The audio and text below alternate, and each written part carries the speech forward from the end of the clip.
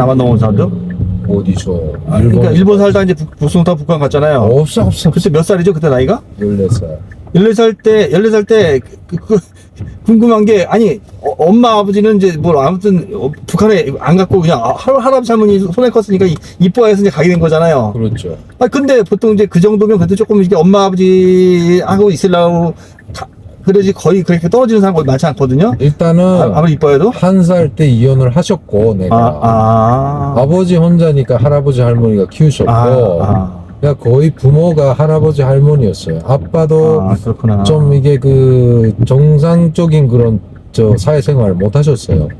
우리로 말하면 조폭이라고 하잖아. 그때 당시는 일본의 야쿠자라고 하죠. 그렇죠. 예, 우리 한국인들이 많았어요. 제일 한국인들이. 왜 그러냐면 뭐 제대로 정착을 못 하잖아요. 차별하지. 그렇다고 또 그게 뭐 국적이 일본 국적이 아니기 때문에 정상적인 회사에 들어가려면 기화를 해야 되는데 또 기환 또 주제 또 안 하겠다고 그러네 그때 다들. 일종의 그 민족성이 강하니까. 그렇죠. 왜 내가 쪽발이가 되냐 뭐 이런 거였단 말이야. 그러니까 결국 갈 길은 그런 길밖에 없는 거지. 젊어서 할 일도 없고 하니까 그냥 뭉쳐 하다가 그 다음에 결국은 그런 야쿠자처럼. 그러니까 그게 일본의 유명한 야쿠자들 보면 그 간부들부터 시작해서 제일교포들이 많았어요 그때. 그러니까 그냥 뭐 집에 가물에 콩라도 들어와.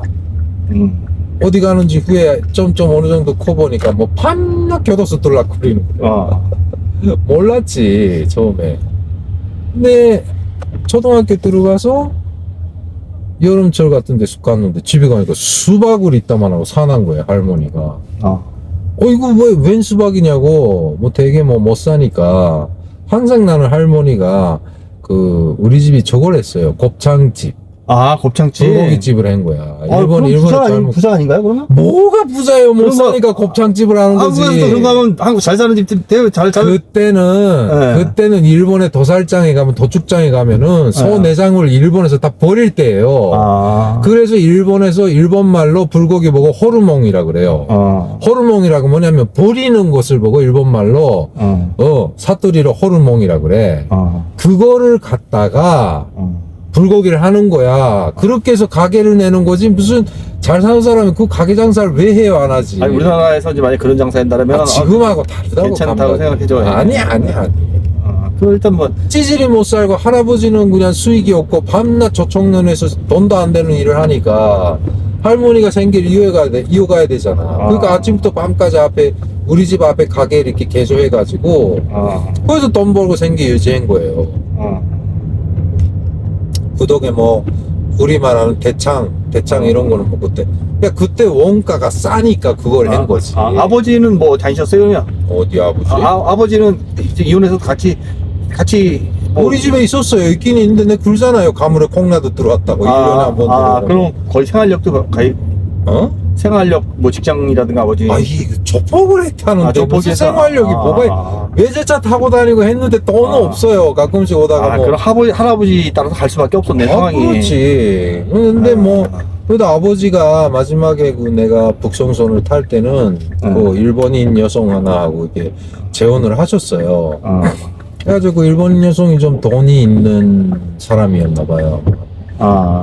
들어와서 참 사람이 괜찮은데 애를 못 낳는 여자였어.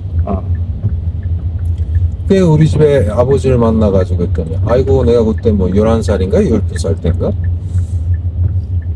북한 가기 한 2년 전인데 이렇게 아들이 똑똑이 같은 아들이 생겼다고 좋아서 근데 내가 엄마라고 못 불렀지 처음에는. 그렇죠. 그 나이에 못 부르죠. 그 나이에 못 부른 데다가 근데 일본 사람이잖아요. 그러니까 난 아무래도 할아버지 할머니 경상도 사투리를 듣고 자랐으니 어릴 때부터 그러니까 그런 자각은 있단 말이에요. 그리고 반일 교육을 따로 하는 건 아니지만 아무튼 부모님들 영향, 할아버지 할머니 영향, 학교에서도 이야기 들어보면은 식민지 때 끌려가고 탄광에서 고생하고 채찍 자리가 막 훔찍한 그런 그 제일동포들 학교에서 만나게 가기도 하고 만나러.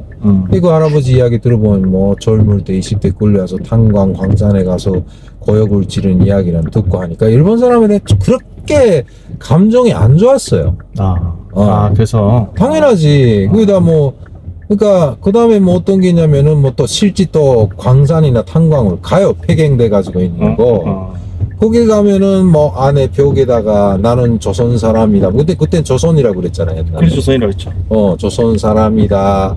뭐 고향에 가고 싶다. 막 이런 글자들만 아직도 남아 있고. 그러니까 믿지 사실은. 근데 그 일본 인민들을 미워하면 안 되지 뭐 이 사실은. 그렇죠. 그러니까 전반적으로 그 일본에 대한 그 인식이 안 좋은 데다가 그다음에 뭐 역시 남조선도 갔죠.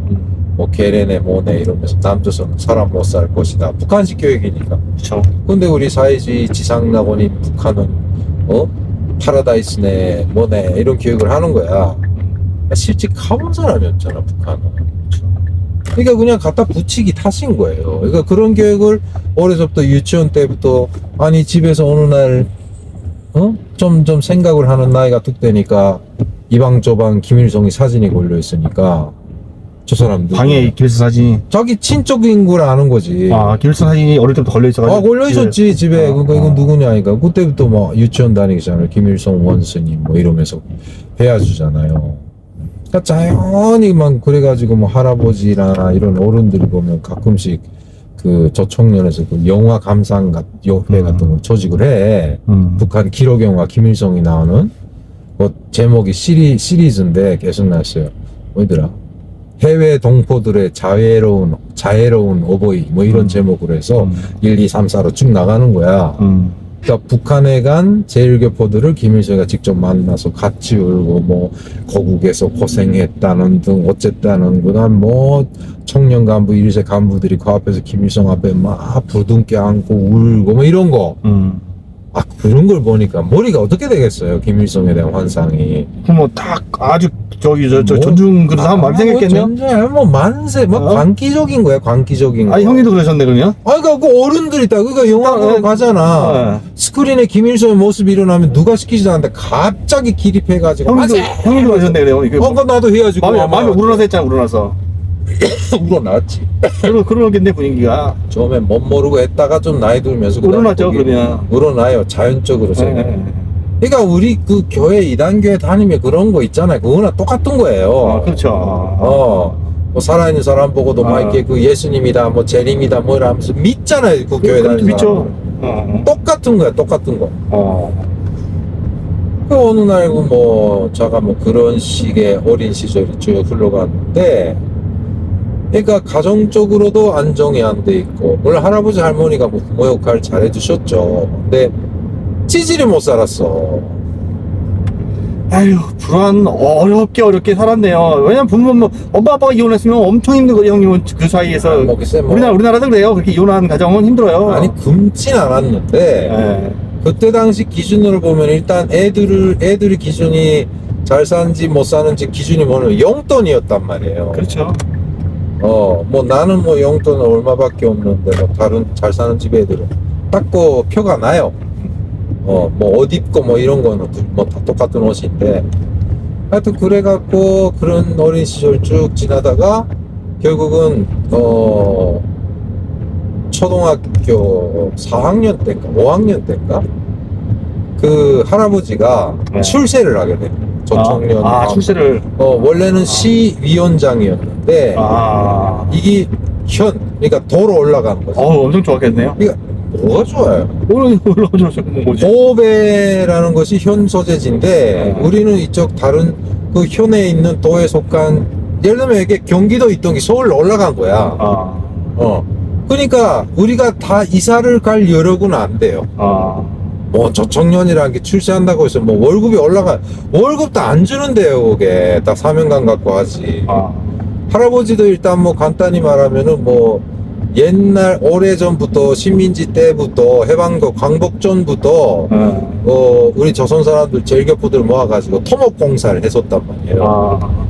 그러니까 그 식민지 때부터 뭔가 그런 거 토목공사처럼 해서 그 일을 했기 때문에 좀 뭐 사업가로서는 뭐 좀 성공을 했었나 봐요. 아, 그러니까 우리 아버지 이야기 들어보니까 자기가 어릴 때는 그 도시에서 최고 갑부였대요. 아, 엄청 잘 살았대. 사업이 잘 돼가지고. 아, 근데 그러던 게 이게 조련이라고 해서 조선 청년 그 뭐지 전신 그런 조직이 생기고 뭐하고 한독수가 또 조청년 만들고 하더니 그 다음에 그 지역에서 할아버지 보고 좀 위원장을 맡아주세요. 이게 돈 많지. 사업가잖아요. 그러니까 그 다음에 그때 자기 전 재산을 다 바쳐가지고 일부 기업은 그 자기 밑에서 일하던 사람한테 넘겨주고 그 다음에 2층짜리 콘크리트 건물을 지어가지고 이게 조청년 시위원회인 거예요. 아, 그 다음 그 앞에다가 교육을 하겠다고 해서 그 학교를 지었어요. 아, 운동장 뭐 그렇게 크지 않았는데 옛날에는 학생 수도 많고 근데 거기 남은 게 그거 다야. 그 땅도 있겠죠. 할아버지는. 거기서 그냥 밤낮 시잘데기 없이 거기 가서 동포들을 위해서 뭘 하고 이런 생활을 하다 보니까 당연히 아버지는 부모에 대한 원망이 큰 거예요. 그 김일성 사진 걸리는 것도 못마땅이네. 생각하시게 돼, 사진 아버지는. 같은 거 뭐 그냥 신경도 안 쓰고 하도 싸우기 싫으니까 냅두고 아, 왜 그렇게까지 해야 되냐고 아, 그러지. 그럼 아버님 생각이 옳았네요. 아버지가 왜 전 재산을 다 꼬라박아가지고 산 이념이라는 게 그렇게 중요한가. 아, 제 자식들은 이렇게 거지 만들어 놓고 이런 것 때문에 밤낮 싸운 거예요. 아, 나 어렸을 때 봤지 그거라서 너무 싸우고 그 다음에 아니 자기 엄마인 할머니 그러니까 내가 그렇게 애미 없이 자라다 나니까 할머니가 어머니잖아요. 그렇죠. 아이가 그러니까 아버지가 할머니한테 막 대들고 막 하면 내가 막 그냥 야단을 치고 막 이랬었어. 집안이 복잡한 거예요. 그냥 아버지가 없으면 오히려 조용했는데 근데 그때부터 뭐 지금 현재 뭐 나도 뭐 이혼 사태 일어나가지고 뭐 딸내미 혼자 있지만 나도 원래 그러다 보니까 할아버지는 아침에 나갔다 저녁에 들어오지. 할머니도 오후부터는 가게 나갔다가 또 저녁 늦게까지 또 술 장사하지. 그러니까 집안에 나 혼자였어요. 그냥 방치돼 있었어 그냥. 그러니까 혼자 계속 있으니까 뭐 동화책도 많이 보게 되고 그러니까 책을 많이 본 것 같아 그때. 그래서 그렇게 살다가 그 다음에 할아버지가 가게 되니까 이사는 갈 형편이 안 되고 그렇다고 할머니하고 나만 놔두게 되면은 아빠가 우리 아빠가 또 무슨 행패를 하는지 모르는 거지. 아무리 친아들이라 해도 할머니를 그렇게 미워했으니까. 하여튼 그래서 어쩔 수 없다 해가지고 아버지 동생이 있었어요. 아버지가 남자가 3형제인데 제일 큰 형네는 1960년도에 가족 다 데리고 북한으로 갔고. 아, 먼저 갔지. 그러니까 난 그런 사람이 있는 줄도 몰랐는데 북한 가서 알았는데 내가 태어나기도 전에 갔으니까. 그 전에 몰랐구나. 몰랐지. 그 60년대 갔는데 내가 63년생이잖아요. 그 할아버지는 그때 더 갈라 했겠네, 북한을 갔다. 가려고 했다가 저 청년에서 안 보낸 거예요. 당신 가게 되면 여기 동포들이 어떻게 되냐면 이런 거지. 그랬다가 그 다음에 아버지, 작은 아버지지. 작은 아버지를 어느 날 불렀어. 안 되겠던 모양이야. 할머니하고 나하고 그냥 냅둘 수가 없으니까. 그 다음에 작은 아버지가 좀 먼 데 있었어요. 우리 말하면 뭐 여기 충청도나 뭐 경상도나 이런 정도에 살았었는데 거기 우리 사촌들이 3명 있었단 말이에요. 나보다 다 둘이가 아버지가 늦게 결혼을 했으니까 나보다 나이가 다 위고 아래 하나 있었고 작은 아버지를 아마 설득을 시켰나봐. 얘 좀 또 데려가라. 그래서 간 거지. 할머니하고 나하고. 그래서 그 집에 들어가서 또 거긴 또 내가 원래 살던 집보다 더 못 살아요. 그때 잘 사는 사람이 진짜 없어서 절대 다수가 다 그 제일동포들이 다 못 살았단 말이에요. 그러니까 못 사는 사람들은 뭐지? 저청년을 믿게 돼 있다고. 잘 사는 사람들은 민단이라고 해서 우리 대한민국에서 만든 거 있잖아. 그쪽으로 다 몰려간 거야. 그러니까 못 사는 사람들 소민층은 결국은 다 뭐 우리 대한민국도 뭐 어떻게 비유를 안 할게요. 욕 먹을까. 있잖아요. 절대서 못 사는 사람들 좋아하는 당 있잖아 따로. 그렇죠, 있어요. 그래서 뭐 일반적으로 뭐 보수는 돈이 많고 뭐라 하잖아요. 그렇죠. 그거랑 똑같은 거예요. 그러니까 조청년에서 와서 사람들이 와서 뭐 도와준다 이렇게 상공회라는 걸 만들어 가지고 상공연합회 거기서 제일동포의 소상공인들한테 그 투자도 해주고 싼 이윤으로 뭐 이자로 이렇게 장사 돈도 대주고 뭐 이렇게 해버리니까 그 다음에 조선학교라고 교육기관도 있지 은행도 따로 갖고 있지 않을까 당연히 거기에 뭐 60만 70만 모이게 돼 있단 말이에요. 그러니까 조청년이 셌다고요, 그 한때는. 그렇게 셌겠네요. 근데 원래 조청년, 그러니까 이게 공식 명칭이 제일조선인 총연합회 이렇게 돼 있거든. 근데 이거를 청년이라고 그냥 약칭으로 불러요. 그래서 좋은 일이다. 그렇게 돼 있는데 그게 뭐냐면 원래 민간단체, 비영리 민간단체라고, 일반 법인단체라고, 비영리 법인단체. 근데 그게 너무 커지고 뭐 이러다 보니까 북한에 무슨 뭐 실질적으로 뭐 이 대변인 같은 그런 역할을 하니까 뭐 대사관처럼만 노는 거예요. 그렇지, 연계를 가졌겠지, 북한하고. 당연히 가지지. 그렇죠. 청년 간부들 뭐 그다음에 뭐 젊은 애들도 그렇고 간부하는 애들은 뭐 1년에 한 번씩 북한에 가서 몇 달 동안 교육받고 오고 막 그랬는데. 큰아버지는 먼저 북한에 갔잖아요. 그러면 할아버지하고 연락했었겠는데요? 편지가 오고 갔지. 그때 전화하고 뭐 이거. 편지가 오고 갔고, 아버지 뭐 서로 안내는 없고 그냥 편지가 오고 간 거네요? 그 편지 올 때, 여기 어떻다, 북한이 어떻다, 이렇게 왔을 것 같은데, 그죠? 아이고, 그게 참 또 사연이 있죠. 그러니까 내가 북한에 간다. 처음에 안 간다 했어요. 좀 이야기 순서가 바뀌는데, 원래 그래서 북한에 할아버지 할머니가 가겠다고 결정했을 때, 아침에 학교 가려고 하는데, 그때 뭐 핸드폰이 없을 때라, 집 전화로 전화가 오는 거예요. 그래서, 여보세요? 하니까 아버지인 거예요. 너 어디야? 해서, 이제 학교 가려고 지금 자전거 타고 역전에 간다. 할아버지가 만들었던 청년 지부라고 해서 그 건물이 바로 역 옆에 있었거든요. 할아버지가 있는 그 사무실 앞에다가 자전거 세워놓고 학교 가고 등교하고 막 이랬었어요. 빨리 오라고. 그래서 왜요? 했더니 할아버지 사무실에 좀 왔다 가라고. 갔더니 둘이가 아웅당당당 하고 있는 거야. 데려간다, 안 된다, 이러면서. 딱 들어가니까 그런 판이거든. 아버지가 날 딱 보자마자.